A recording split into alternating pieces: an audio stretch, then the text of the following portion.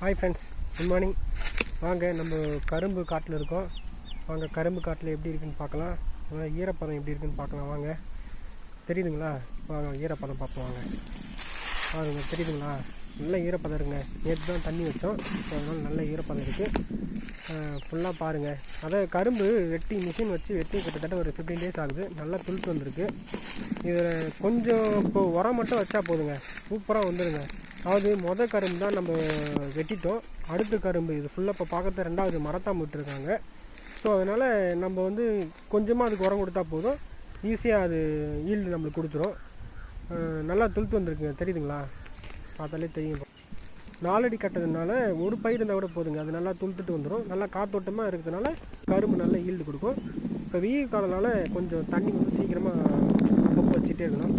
அந்த மேலே இருக்க சோளம் மக்கிடுச்சுன்னா சூப்பராக இருக்குங்க. நம்ம உரம் மட்டும் கொடுத்தா போதும்.